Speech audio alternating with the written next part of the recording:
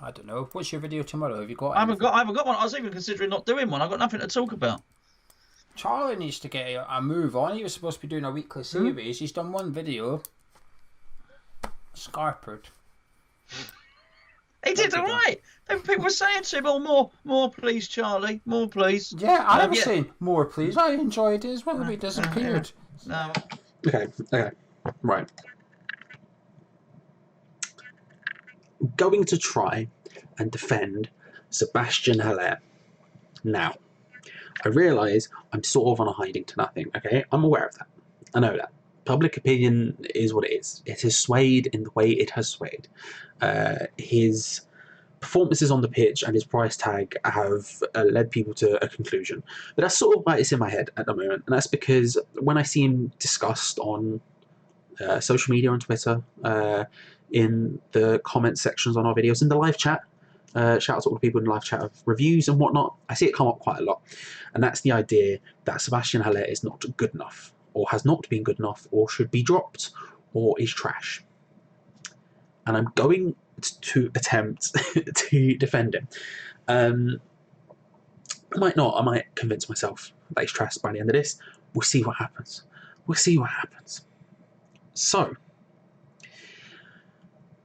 let's talk about recognised strikers at West Ham, right? Let's talk about them very, very briefly. Now, of course, when I talk about Javier Hernandez, who was our last real recognised striker, out-and-out striker, not including my boy Jordan Hugo, but that's beside the point. There was obviously the mitigating factor, the caveat that we had Arnautovic playing ahead of him, and Arnautovic in this weird peak form thing that sort of happened. So Hernandez almost wasn't expected to get as many goals as he perhaps should have.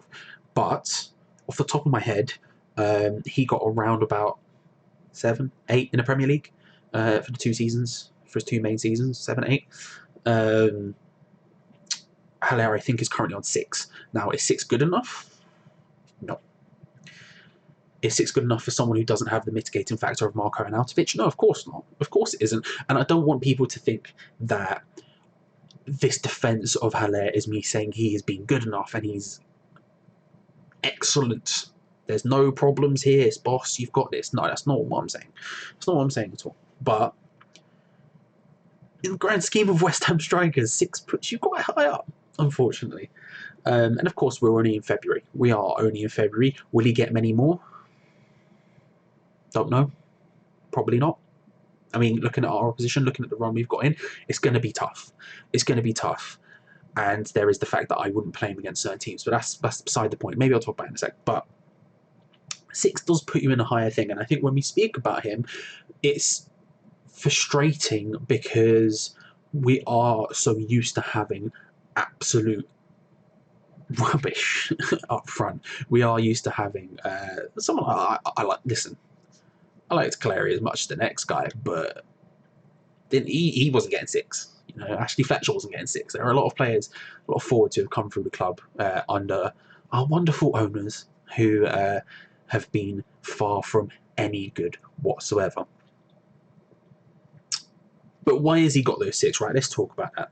So the mitigating factor for him, although we can talk about Arnautovic for the other one, is that he's playing in not a worse team, because I think actually on an individual basis is probably a better team than, say, Hernandez had last year. However, or sorry, the last season he played for us, or even both seasons, to be fair. Haller is playing in a team that are playing much worse. We're in much, much worse form. If you look back at, say, Hernandez, Andy Carroll, I guess, would be the one before that, who would have got maybe 8 or 9, sort of around those marks. They were playing in teams who were doing quite well. They were playing in teams, some of them who were pushing for Europe, some of them who were bobbing along mid-table obscurity, looking to try and push into a top 8 kind of scenario.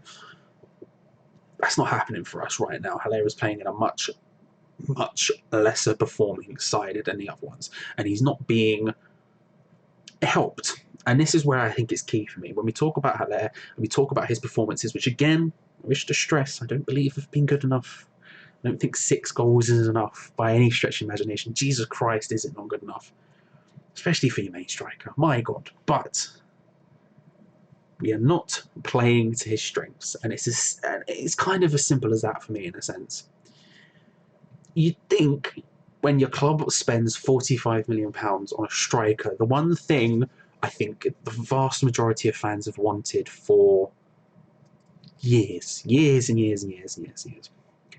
You'd think they'd do some research and say, this is the way that this guy plays. This is how you get the best out of Sebastien Haller.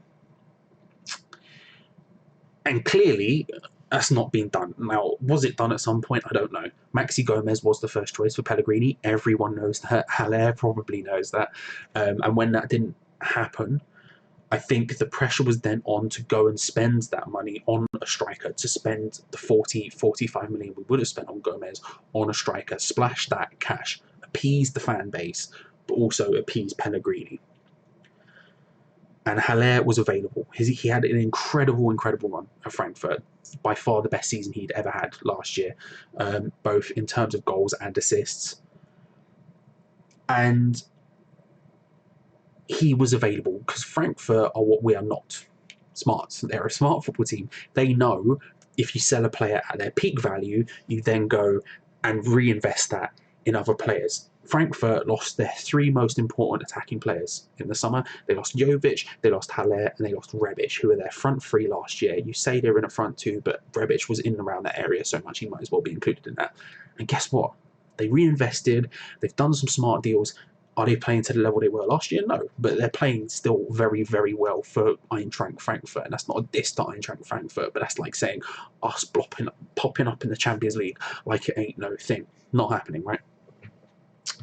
He was available for 45 million. Did we overpay for him? Yes, almost certainly, right? Would we have paid that money if we got Max Gomez? No. Would we have paid that money if we weren't desperate? No.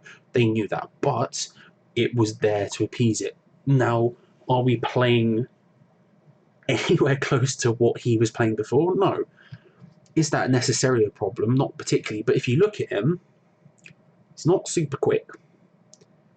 He's not a dribbler. I think he's actually better at dribbling than most people would give him credit for, but he's not a dribbler. He's not Ronaldinho. He's not going to can shake the ball and twine up a lad. He's not going to nutmeg a bloke and Zidane turn another one. Do you know what I mean? It's not happening, you know? So then why do you play him so isolated up front? It's baffling to me. The dude had one of the best seasons in Europe last year, playing in a front two, arguably in a front three. And what Pellegrini, but more pertinently to now, David Moyes has done, is looked at him and gone, do you know what? Isolation. That's what the guy needs. I'm going to put him not even in the vicinity of another human being, mate. His teammates are going to be in a different postcode to him. How is he ever going to succeed doing that? He's just not. Play him in a system that works for him. Play him in the tactics that work for him. You know, it's a specialised role playing up front. It really, really is. Antonio somehow is actually good at it. Like, we've seen Antonio play against big teams in that super isolated, counter-attacking, one-up-front role, which is what Haller is being asked to do now, and he's thrived, and that's because he has the pace and the dribbling ability to get past a man and to get into punish teams for pushing on you, because that's what you're going to do. If you're sitting back deep, they're going to push you, and then all of a sudden you play it to Antonio, he's off, he's done. It's a foregone conclusion. He's having a shot. It might not end up near the goal, but he's having it, and that's something you might risk, right? Haller is not that player. Haller is not that player, and we need to play to those strengths. We need to play, if not in a 2 up front, in a 3 up front. It doesn't even matter if he's playing in a 4-2-3-1 and he's the one. Just get people close to him. And that's something that excites me about Bowen, right? Is the idea that I don't know a lot about Bowen. I'm not going to pretend to know a lot about Bowen. But from what I've seen and read and heard, he's a bit like... this is an overpraise, but Robin, right? What Robin used to do, and still does when he plays, but he never plays because he's about 400 years old now. But what Robin used to do is he'd pick up the ball and he'd drive towards the area. He'd do the Andros Townsend thing, cut inside shoot. That's fine if you're good at it. Everyone knew what Robin was going to do. The genius of Robin is that you couldn't stop him, right? But Bowen has a bit of that about him, in that he's going to pick up the ball, he's going to drive towards your area, and he's going to have a shot. All of a sudden, Haller, if he can strike up some sort of partnership with him, some sort of connection that he had with, say, Jovic and Rebic, which again is very rare. You don't get connections like that super often. But if we play that out ball to him, we're playing that super defensive football, and we just punt it long at Haller. And one thing Haller can do, come hook or by crook, he can control that ball down. He's strong enough to hold off a defender. He's got the footballing ability to control the ball down. And I don't want to call it footballing brain, but he's smart enough to know what the people around him are doing. And if Bowen's going for it, he can probably find him and allow him to unleash that. And if you've got Antonio on the other side, say you're playing Bowen on the right wing and Antonio on the left wing, and long-time viewers of Hammer Chat, I'm not a fan of Antonio whatsoever. But he's super vital to what we're doing right now. And if those two are running, going for it, don't know what that was, but if they're going for it, right? Maybe, just maybe, we see the best out of Sebastien Haller. Maybe we start to see those assist numbers he put up for Frankfurt. He put up, that's one thing we need to speak about from last season. He put up incredible assist numbers for a striker, especially for a striker. He's only got, I think, one this year in the Premier League. Maybe that's the key to unlocking that. Maybe, just maybe. Now, has he played well enough? No. Again, I should be clear. I don't think he is playing well enough. I don't think he's doing enough. But in defence of him, he's not being helped. He's not being helped. And hopefully, a little bit of an extra break, some extra players will do that. Would I start him against City? Probably not. Maybe. But Antonio in that lone role, if we're going to play that lone, super isolated role, Antonio, punt it along to him, put it over the top, let him run onto it, I'd be fine with that. Maybe bring on Haller, something else. I don't know. But that's the defense of Sebastien Haller. Is it convincing? You tell me. I don't know.